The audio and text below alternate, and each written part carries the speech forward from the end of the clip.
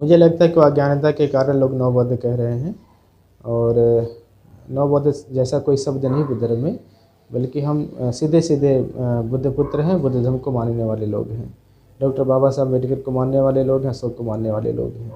जितने भी हमारे बहुजन महापुरुष हुए हैं, हम सारे लोगों का आदर सम्मान करते हैं, उनके बताए हुए सिद्धांतों पर चलते हैं, उनको फॉलो करने का प्रयास करते हैं।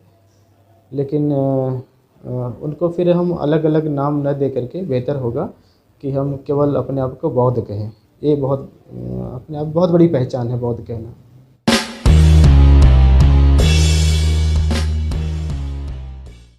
आज हम लोग सारनाथ पहुंचे हैं और हमारे साथ हमारे बड़े ही पूजनीय, बड़े ही सम्मानित बनते चंद्रिमा जी हमारे साथ हैं।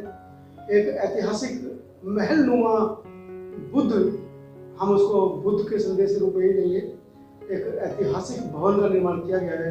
आइए जानते हैं बनते जी से। बनते जी, इस भवन के निर्माण के पीछे क्या आपकी सोच रही और इस सोच को मूर्त रूप आकार देने में किन किन कठिनाइयों का या किन किन लोगों का आपको साथ मिला, और हमारे संत आवाज के करोड़ों दर्शक जो आपको देखते हैं, आपको मानते हैं, उनके लिए आप क्या संदेश देना चाहिए? सबसे पहले मैं समता आवाज़ जो चैनल है उसका धन्यवाद ज्ञापित करता हूँ। इस चैनल के सभी दर्शकों को मैं अपनी मंगल कामना देता हूँ। आपका और मैडम आई हैं सारनाथ में, बुद्ध की प्रथम उपदेश स्थली है, तो बहुत पवित्र स्थली है। इस स्थली पर आप सभी लोगों का स्वागत है। जहाँ तक सेंटर की बात है, मैं नालंदा में बीए करने गया था। नालंदा महाविहार से मैंने बीए किया था।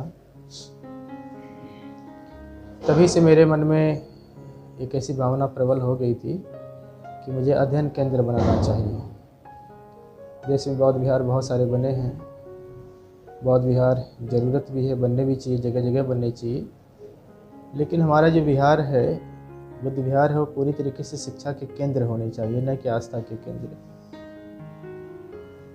तो मैं शिक्षा से जुड़ा रहा हूँ, तो इसलिए मैंने सोचा कि अपने इस बुद्ध विहार को हम अध्ययन केंद्र के रूप में बदलेंगे।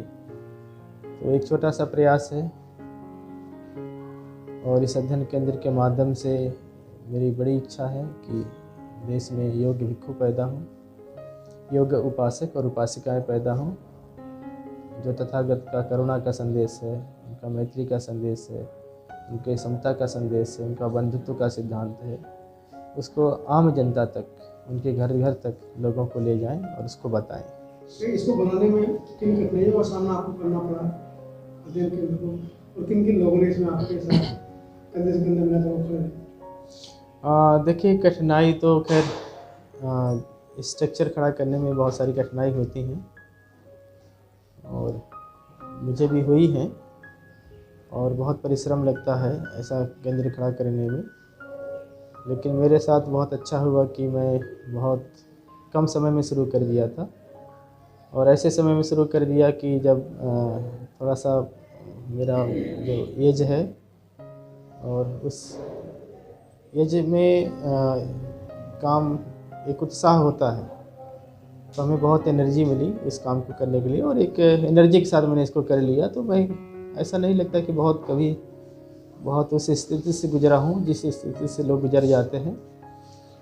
जहाँ तक सेंटर के निर्माण का या हमारे सहयोगों की बात है, तो देश के लगभग सभी स्टेटों में हम जा चुके हैं, प्रदेश के सभी हम जिलों में जा चुके हैं, बहुत सारे लोगों से हम जुड़े हैं, बहुत सारे लोग हमसे भी जुड़े हुए हैं। तो उन लोगों तक हमने संदेश भेजा है, और चूँकि सारनाथ है, लोग हमेशा आते रहते हैं, इस केंद्र को देखते हैं, और लोगों की बहुत इच्छा थी सारनाथ में भारतीय लोगों का बुद्ध विहार बने, भारत का बुद्ध विहार बने। तो इस भावना से हमको पूरे देश से लोगों ने सहयोग किया है। तो एक का नाम नहीं बता सकते हैं, दो का नाम नहीं बता सकते, पूरा देश सहयोग किया है। तो उस संख्या इतनी ज़्यादा है कि किसी ने हमें 1 बोरी सीमेंट दिया है, किसी ने हमें 5 बोरी सीमेंट दिया है, किसी ने हमें 1 क्विंटल सरिया दिया है, किसी ने हमें कुछ ऐसे हमें आर्थिक मदद किया है। तो संख्या बहुत ज़्यादा है, तो उनको गिनाया नहीं जा सकता।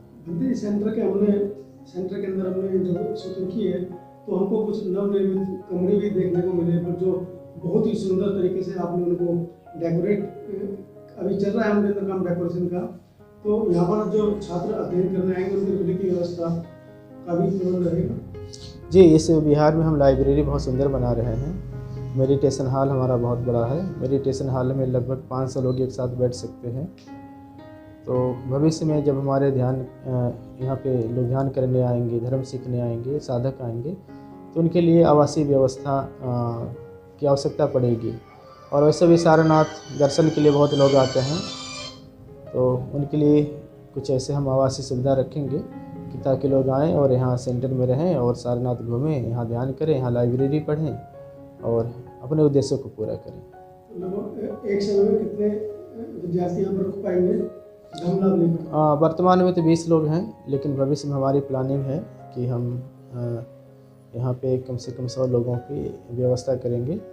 और इस सेंटर को कंप्लीट करने के बाद हम लोग कोशिश कर रहे हैं कि यहाँ से थोड़ी दूर, क्योंकि सारनाथ बहुत कॉस्टली है, बहुत महंगा है यहाँ पे, तो अब नहीं कुछ कर सकते हम लोग, इतनी क्षमता नहीं है। लेकिन यहाँ से दूर जा कर के 10-15 किलोमीटर सस्ती ज़मीन लेकर, बड़ी ज़मीन लेकर के वहाँ कॉलेज बनाएंगे। और जैसे मेरा कॉलेज बन जाएगा, ये सारनाथ का फिर हेड क्वार्टर हो जाएगा।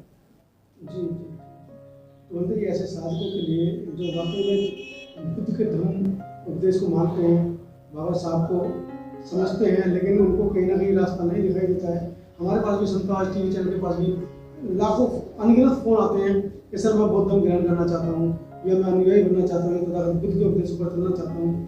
ऐसे लोगों को आप क्या संदेश देना चाहेंगे आज के इस इंटरव्यू के माध्यम से? इंटरव्यू के माध्यम से तो मैं यही संदेश देना चाहता हूँ लोगों को। अभी हमारे देश में जो मेडिक्राइट लोग हैं या जो बुद्धिस्ट लोग हैं, उनकी संख्या बहुत तेज़ी के साथ बढ़ रही है। और अभी तो मुझे नहीं ऐसा लगता कि कोई भी ऐसा ग्राम नहीं बचा जहाँ हमारे अनुयायी न हो, जहाँ बाबा साहब के फॉलोअर्स न हो, या बुद्ध के फॉलोअर्स न हो। हर गांव में भी मिलेंगे आपको, और हर ज़िले में बुद्ध विहार बन चुके हैं, कॉलेज बन चुके हैं, लाइब्रेरियाँ बन चुकी हैं। तो काम तो बहुत हुए हैं, और मुझे लगता है थोड़ा सा अभी जो है थोड़ा सा और लोगों को अध्ययन करने की आवश्यकता है। और जैसे जैसे एजुकेशन बढ़ेगा, शिक्षा बढ़ेगी, लोगों में क्वालिटी आना शुरू हो जाएगी। मतलब एक आखिरी सवाल, मैं ज़्यादा आपको तंग नहीं करूँगा। नहीं, सिर्फ मेरा एक आखिरी सवाल है। आजकल बहुत ज़्यादा वो चलन में है, कोई भी बुद्ध की तरफ अग्रसर होता है तो उसको जो हमारे विपक्षी लोग हैं या जो बुद्ध की संस्कृति को ना मानने वाले लोग हैं, वो आजकल उनको संज्ञा दे रहे हैं नव बौद्धों की। अगर कोई जैन धर्म अपनाता है तो सीधा जैन बनता है, कोई कुछ भी धर्म अपनाता है तो सीधा वही बनता है। हमारे बौद्धों को नव बौद्ध कहने के जो प्रचलन, ये जो नया प्रचलन है, खासकर मैंने अपने बुद्धिस्ट बंधुओं को भी देखा है कि वो भी नव बौद्ध का शब्द कभी कभी प्रचलन में ले आते हैं। इस शब्द से क्या आपको लगता है कि अभिप्राय है इसका, कुछ इसके ऊपर कुछ हमें बातें करनी चाहिए, इसके ऊपर कुछ अध्ययन करने की जरूरत है? नहीं, मुझे लगता है कि अज्ञानता के कारण लोग नव बौद्ध कह रहे हैं। और नव बौद्ध जैसा कोई शब्द नहीं बुद्ध धर्म में, बल्कि हम सीधे सीधे बुद्ध पुत्र हैं, बुद्ध धर्म को मानने वाले लोग हैं। डॉक्टर बाबा साहब अम्बेडकर को मानने वाले लोग हैं, अशोक को मानने वाले लोग हैं। जितने भी हमारे बहुजन महापुरुष हुए हैं, हम सारे लोगों का आदर सम्मान करते हैं, उनके बताए हुए सिद्धांतों पर चलते हैं, उनको फॉलो करने का प्रयास करते हैं।